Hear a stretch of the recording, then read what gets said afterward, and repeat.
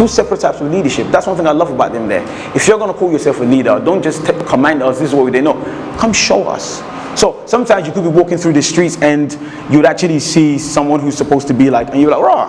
For our example, the old mayor that we had, Uncle Boris, is a very funny guy. You know, is the old mayor of London. He had a very interesting way of dealing with things. So I got on the train that day, and fortunately, he got on the train. I'm thinking, okay, all right. And he was just there, casual. He had about 20 disciples around him. Everyone was just like clearing the cabin. Everyone was like, please move, go away. Prime Minister, I'm like, look, Dave, relax, chill. So here's the best part. He sits down, and everyone around him was just trying to crack jokes that was not funny.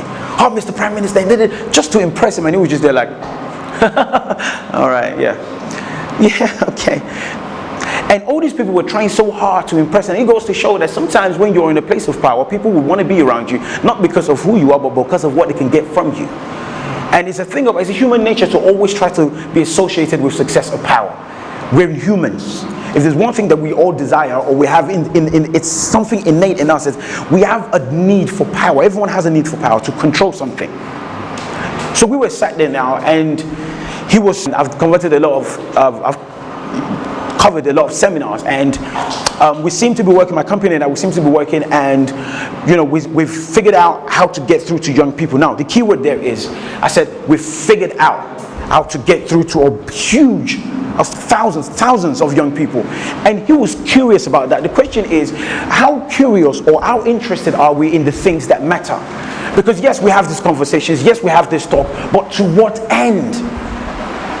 You guys live in Nigeria.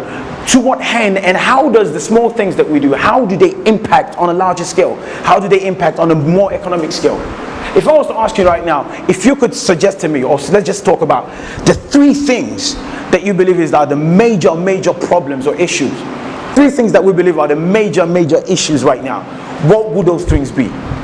Let's just talk about it real quick. Sorry? I can't hear. Corruption, traffic. Mindset, absolutely, okay. The Agberos, okay, absolutely. Area boys. Mindset, corruption. Give me some more. Overpopulation. That might not necessarily a bad thing, but we'll talk about that anyway. Overpopulation. Sorry? They are. I can't hear you. Nepotism prevailing right now. Now, I was at this discussion last night, and we were talking about the same thing, building a nation, because they saw the flyer and were like, oh, Josh, tomorrow you're talking about building a nation. You know, first thing they said, Nigeria can never be saved. How many of us agree with that statement? Hands up, no one? Cool. Nigeria can never be saved. How many of us disagree with that statement? Yeah?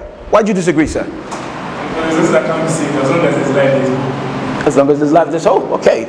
And anyone else had a hand up? Did you have your hand up, man? Why'd you have your hand up? Because it's a negative confession. Of course, absolutely. How many of us believe that Nigeria can be saved? Yeah? Let me come to you, sir. Why? I think before Nigeria has been a safe country, but someone is it was said do not have people who can take responsibility to take the right action, make it what it has to be. When we have people who can live up to responsibilities, I think that was it. Okay, so that means it comes back down to a question of accountability. But how would that be instilled? Because like you rightly said, most of our leaders, they have area boys, and which was sort of our problems. You know what I'm saying? You know, I had an uncle of mine who got actually locked up for speaking against something. You know, my family are from Osun State, and my dad is from Modakeke, my mom is Ife. Now, if you know the story of Osun State, you know those two sides, they've been constantly fighting for years. So their life is like a story of Romeo and Juliet. And I do believe that if in the case whereby they can find peace, I do believe that they definitely, as long as there's life, there is hope. I want to buttress more on something that you said earlier, mindset. I think mindset plays a very important thing. I was going to show us a picture of Dubai and the contrast of Dubai from 1990 and 2012. Now, Dubai has had nothing. Dubai had water and sand. But then they had this, the Sheikh, the Oga one that came in, Sheikh Mohammed something. I read his book. What a guy. What a visionary. What a guy, literally. I think we should just take him and bring him to Nigeria. Like, Oga, let's see what we can do. Now, they've gone through a transformation process more than any other part of the world. Now, I had some, maybe I can we see this picture? This was Dubai in 1990. Let me just see if I can just show us. Right? Now, this was a GPS global positioning picture that was taken at a particular angle in a particular place. Now, the same angle was taken in 2010. The same angle, same place was taken. This is the same angle, 2010-12. Can we see it? This was the same place, the same angle, same building. Now, if we go back a minute, this building here, can you see this building right here? If we go to the next slide, that's it right there, still there. It's still there, right there. It's a matter of vision and growth. And if we're going to talk about vision for a collective nation, we can't but talk about vision for you as an individual. Because people talk about Nigeria is this, Nigeria is that. Okay, what type of Nigeria would you like? That's the question. Let's start with that. What type of Nigeria would you like to see? Let me throw it out there. Adaora, let me ask you first actually. What type of Nigeria would you like to see? I'd like to see a Nigeria that provides an enabling environment for just anyone who is trying to better the society. I'd like to see a Nigeria that is more tolerant of people's differences. I'd like to see a Nigeria that is... If I can come to you, man, please. What type of Nigeria would you like to see? If people are brought into the loop, like you said, information is key. Of course. We are better informed to make sense. Absolutely. I totally agree with that. Transparency. I was in Abuja a few months ago, and my uncle is one of the chief captain at the Nigerian Intelligence College. I didn't even know Nigeria had intelligence college. Intelligence Army College. They actually do have intelligence.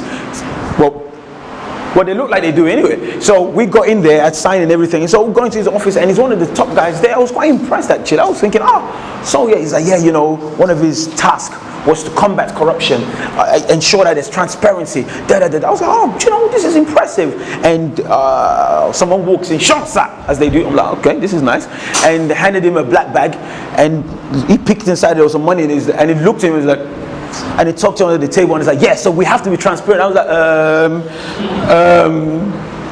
and it happened like 3 times. The people walking into the office like, Shansa, give him the look, and I was thinking, it's quite ironic actually, because I'm not gonna lie to you, I think the Nigerian in me almost asked, "Okay, where's my coat?" I almost did. But the fact of the matter is that he was like, yes, transparency is very important.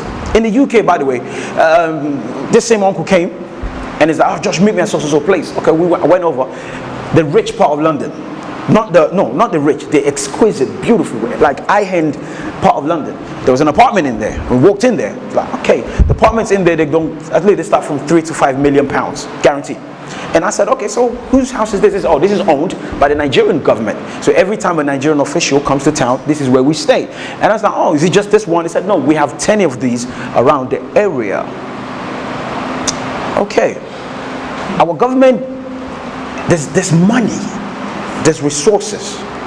When I was in Abuja, I realized that there was so much buildings that the FCC, those people. There's a lot of places in Abuja that they've shut down because of investigations and whatnot. And this was the ironic part. Someone else said to me that that's probably going to end up in someone else's pocket or someone else's book. I think the mindset that we have against Nigeria, I think that's one of the problems that we have. My theory is this, that sometimes what we call the problem is not the problem, but how we see and approach the problem, that's the problem. What we call the problem a lot of times is not the problem. Now, Nigeria is in a place whereby, honestly, like people are trying to come back home. People really want to come back home. Would you guys who live here in Nigeria, when you look at people who live in the diaspora, right, and maybe wherever they are around the world, and they say to you, I want to come back home and live, what would you say to them? What would you say to them? Really? Sorry? Absolutely. Someone said come. What did you say, Auntie? You said why? I heard you say why. What about you, sir? What about you, sir? But why? Why? Okay, someone like me that I'm okay, I want to come home. All right, this is my 4th time being in Nigeria this year. I'm here again next month, and I'm planning on staying to the new year. Now, here's the idea. I know, you see, she's already rolling her eyes. She's like, why? You know. But why? Okay, what is it that makes living hard here? Because to me, from my perspective, I see everything. I'm a resourceful person. I could literally get out and start walking in the street with barefoot. Okay, that's a bit of an exaggeration. But I'm one of those people that I adapt quick. And here's the one thing about us. We as people, there's something in us that's just innate and natural, which is our power as individuals to adapt to whatever situation we're in. That's the power that we have. That's a skill. That's a gift. But we're too preoccupied focusing on the issues that we're not looking at the resources and the gift that we have to deal with the issues. The emergence, I do believe that crisis is a good place to start. In every crisis, there's an opportunity. That's my theory. In every crisis, even though it's hard to believe, because when you look on a large scale as the issue that Nigeria is facing, people will be like, all that, I beg John, that story. But I do believe in every challenge, in every crisis, it's a great opportunity. In the UK went through recession for a whole period of time, for quite a few times. In fact, we're still just coming out of it. Or shall I say, they're still just coming out, because, I'm Nigerian, And there are some people who prospered within the crisis. And I don't want to sound too superficial or too optimistic, but I do believe that there are opportunities on how we can still prosper with the current state of Nigeria. I do believe one of the best ways to be effective and to be efficient is our ability as individuals to recognize a need. If in the case whereby we're too preoccupied focusing on what the issue is or what the problem is or what is not enough, we miss out on opportunities that we have to recognize a need. Now, we're all intellectuals here. We think sharp, we're smart. We can see things that are not in place. But what are the steps that we can take to meet the things that are not in place? Someone said to me, it's not that we don't say it, but there aren't any resources. I believe that every individual is the most important resource that we have.